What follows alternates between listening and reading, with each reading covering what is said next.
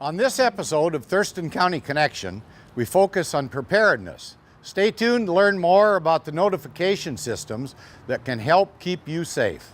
Our upcoming emergency expo and how Medic One is using technology to provide continuity of care. All of this and more on Thurston County Connection.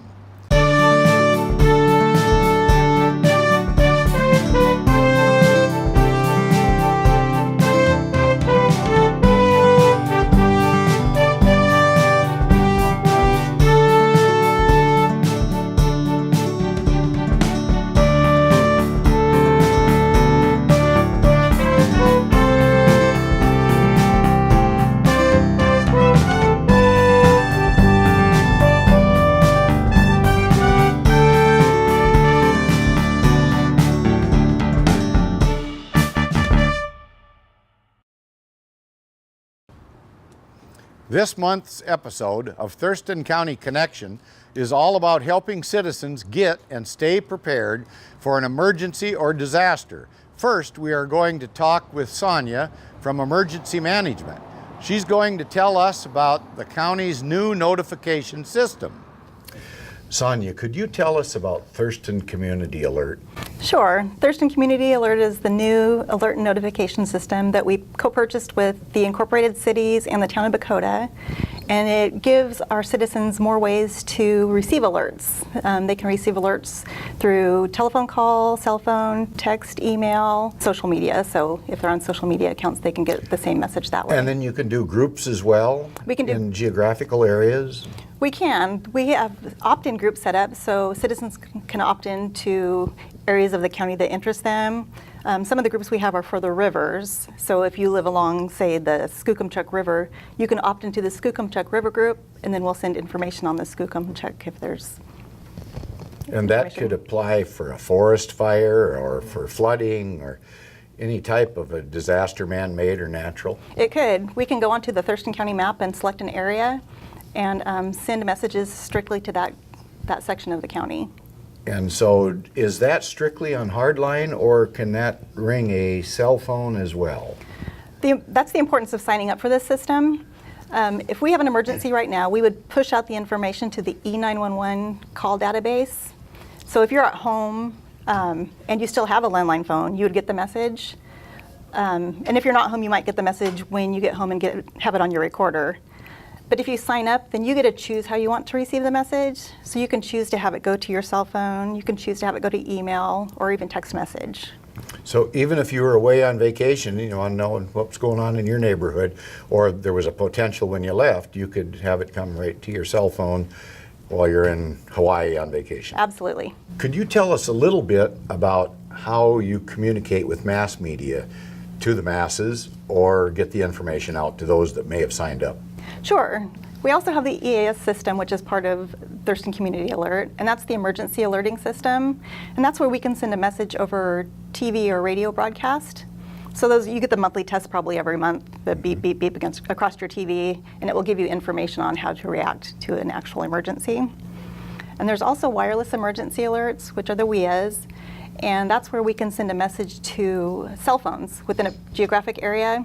And it works by pinging off of cell towers. So if you're in that geographical area, you're going to get that message. And usually we as our presidential alerts or amber alerts or alerts of imminent danger.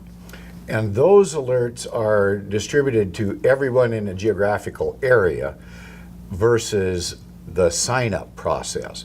And maybe you could get into how we would sign up so that we would get those notifications that are other than those type of alerts. Absolutely. Would you like me to show you that now? Yes, okay. Please. You could go to our website, which is www.co.thurston.wa.us/em/alerts. And that will take you to this page. Okay. If you click the antenna A to register, it'll take you to the sign up page. Okay. And you just enter your information, create a username, and all the contact information you want. So you can give as much information or a lesser amount of information if you choose to do so. Right. The only thing that's required is an email address Okay. to register. And then you'll have a username and password, so anytime you want to either update your information or add or delete any information, you can go back in and update your own information. Now, does this also accept information like for fire authorities that might be responding to an emergency at or police authorities that might be coming to your location, someone's in a wheelchair or special needs type of information? Another piece of the system is Smart 911. And when people register for Thurston Community Alert, they can also register for Smart 911. And that's where they would input information such as they could put their medication that they're on or any medical issues they have. They can put pictures of their family, and just any information they want responders to know. And maybe a entrance code to get into a home or entrance something? code, floor plans, any information they want. And all of that information is secure. Nobody can see that information until a 911 call is placed to that number. So it's very secure information. And how is it that we would prevent a false notification from going out? Because I know accidents do happen, and we hope that doesn't happen, but what do we have built in? So one thing that this system has, it has what's called training mode. And we train anybody that's on the system to enter training mode first thing, unless they're sending an actual alert. So in training mode, they can go and set up alerts. They can even hit send, and it's not going to go anywhere. And every time you're in training mode, it says training mode, alerts cannot be sent. We could even do that template again, hit review and send, and again, it's grayed out, so I can't actually send it. But it's like going through the whole process without that last piece. Okay, and that just prevents an accidental discharge, if you will, I guess. No Hawaiian missile crisis here. Okay, that's what we were hoping for. Thank you. When a natural disaster happens, what can you do? The best thing you can do is be prepared. Visit the Emergency Preparedness Expo and learn how to be prepared for an emergency. Get information on how to keep yourself, family, and pets safe during the occurrence of a natural disaster. Emergency Preparedness Expo, Saturday, September 29th from 10 to 2 p.m. at the Heritage Baptist Church on 1315 Sussex Avenue East in Tenino. Emergency Preparedness Expo, because the best thing you can do is be prepared.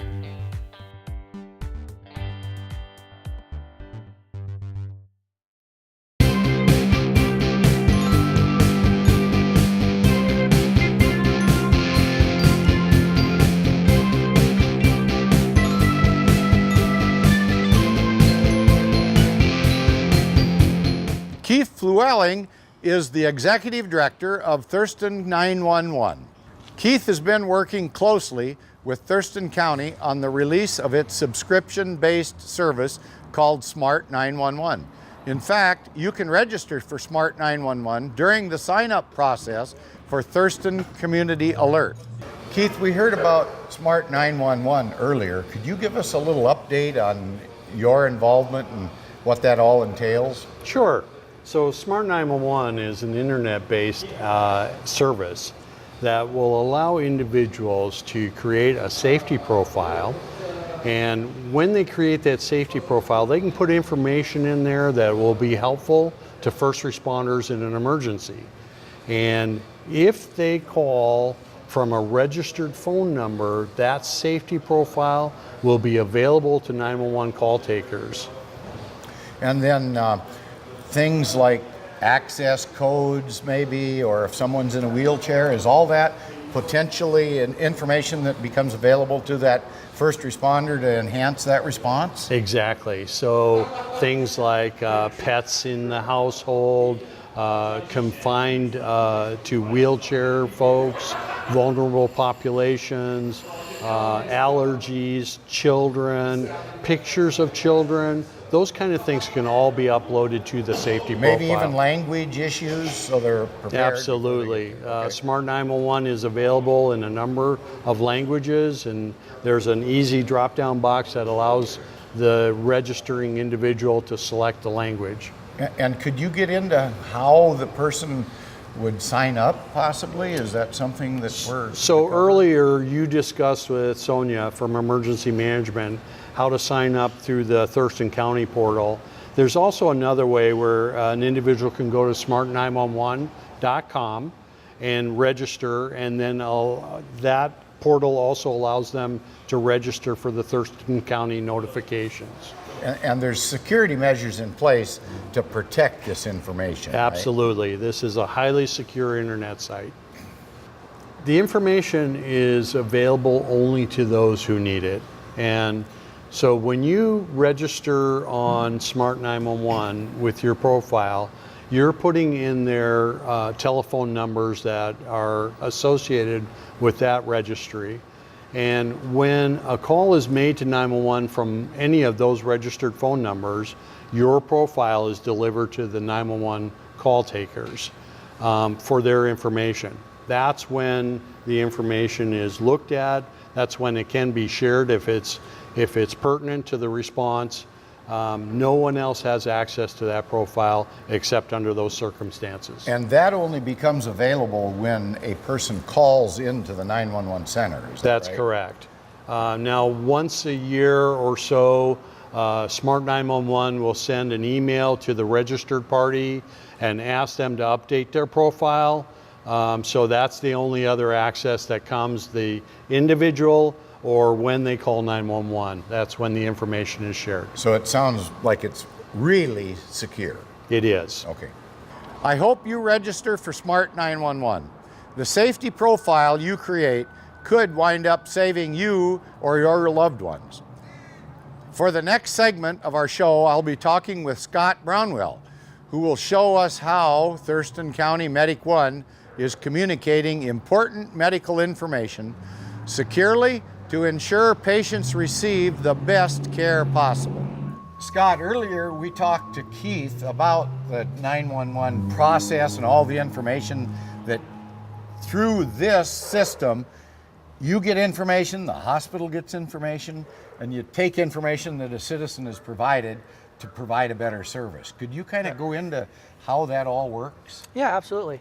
So when you first call 911, the call taker obviously takes all the information, and when they put it in, it comes to this screen here of the unit that's responding to the call.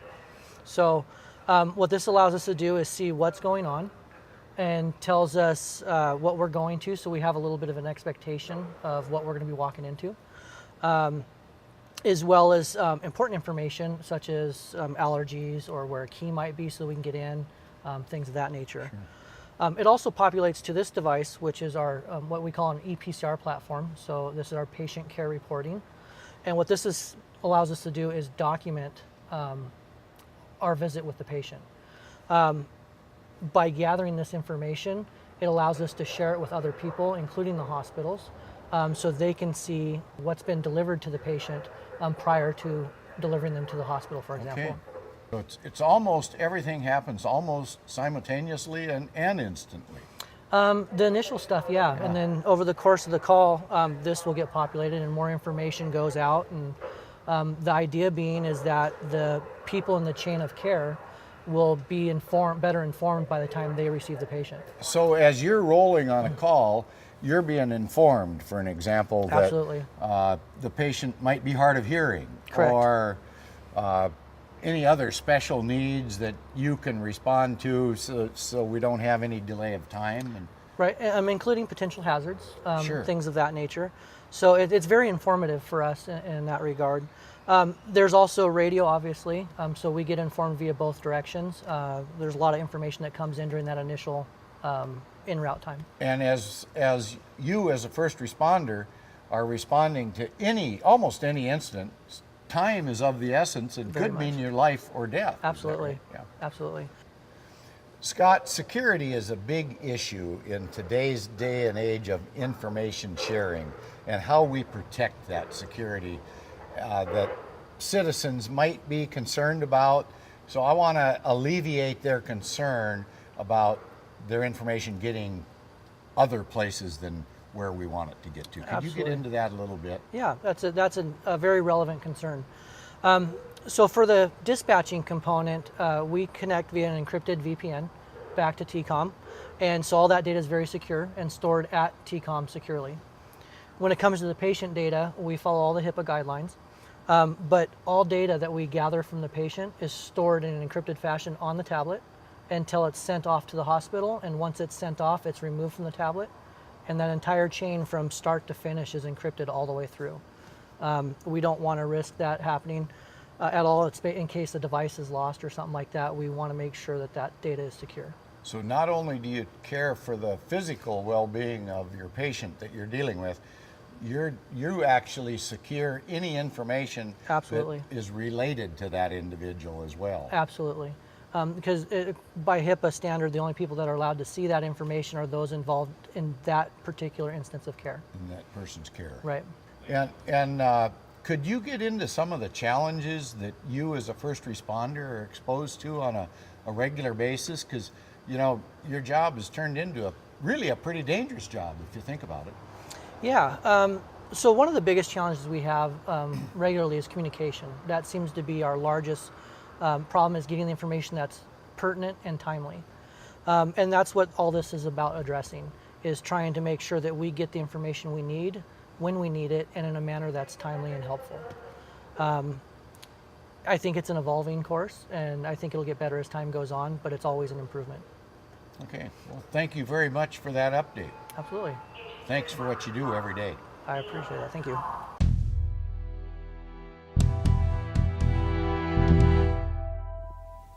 Hello, I'm Kurt Harden, the Director of Thurston County Emergency Services.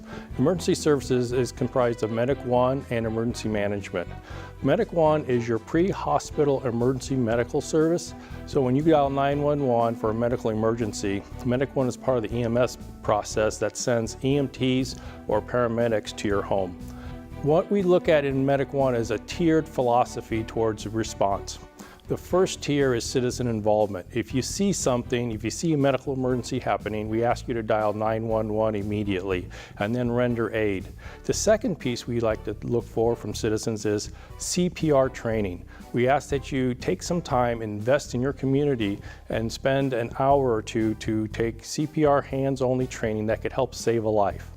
The third tier that we have for Medic 1 is what we call our BLS, or Basic Life Support Service or Response. That's the EMTs that come out and help first. That's our first line of medical support. Our fourth line of medical support is paramedics. We have 7 paramedic units within the county, and they respond when there's a critical life-threatening situation that the EMTs cannot handle. So for Medic 1, I'd like you to remember CPR training, and please contact the Medic 1 office to schedule a time for your free CPR training. The second part of emergency services is emergency management. We help citizens for disaster preparedness, response, and recovery.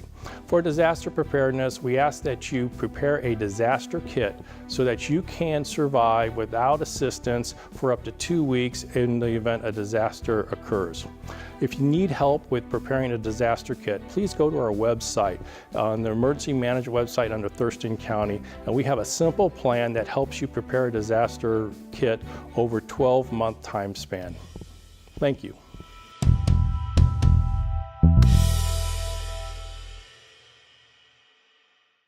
Next, Vivian Eason is going to tell us the steps we all can take to keep ourselves and our families safe. Now, Vivian, Sonia and I talked about the Thurston Community Alert process, and maybe you could brief us up on Thurston County's Emergency Preparedness Exposition that's going to take place in Tenino. You bet. On September 29th at the Heritage Baptist Church, we're having our annual Emergency Preparedness Expo. It starts at 10 o'clock and it's over at 2. And we're going to set up a table there where people can sign up for the emergency alert system also. And so we'll have a lot of different vendors. We have the canines from the Sheriff's Department will be there. We have search and rescue. And then we'll have vendors inside where people can actually come in and buy emergency preparedness supplies or learn more about getting prepared. So. Okay, and if they're a little hesitant about signing up on the computer, by coming down in person, you can help them sign up, is that right? We can help them sign up if they're having issues. They do have to sign up because they have to get a username and a password. Okay. We used to be able to input that for them, but now there's a password involved in that. Okay, that's for security purposes. For security, right? To protect their information. Okay, Correct. Great. And I understand the event down in Tenino is going to be family friendly, so maybe you could give us a little brief on that. It is. We always try to have a kids table for for activities for kids. And then of course, I mentioned before the canines will be there. They usually steal the show, and so people will want to meet them and get to know them personally. But we also will have activities for the kids. There's information for all levels of our community citizens for them to get educated. So there'll be some people there talking about different ways to store food and different foods that you can buy. There's emergency supplies. They can meet our search and rescue folks that they probably don't want to meet normally, but they can meet them in advance. And what are the hours again? The hours are 10 to 2, and we usually have a speaker, but this year we want to make it more interactive so that at each of the tables they can take the time to get to know that subject. Okay. So, and that'll give us more time and there'll be information if they're interested in finding out about floodplains. We take that opportunity also to educate them on disaster activities or the different disasters or threats that we have in our community. Will you have anything there about insurance coverage, maybe for flood insurance, any of that type of activity? We will have some handouts. Okay. Sometimes in the past we were able to get the insurance commissioner there. That is one of the themes this year for National Preparedness Month, and we'll be putting out information on ensuring that you are insured. As you know, we've been having a lot of more localized wildfires, and so making sure that you check your coverage and that your home is covered, that your vehicles are covered. You will have information on flood insurance, and there's a 30-day wait time for flood insurance. We'll have our new flood bulletin coming out right before the expo, so all that information will be there, and there'll be some booths there for people to talk about that. Okay, sounds interesting. Yeah. Thanks. Thanks for tuning in to Thurston County Connection on Thurston Community Media. Today we explored Thurston Community Alert and Smart 911, two notification systems that are helping keep citizens and first responders informed. Be sure to check out our Emergency Expo on September 29th to learn more about how you can prepare you and your family for a disaster or emergency. For more programming like this, visit the county's YouTube channel or tune in to Comcast Channel 3.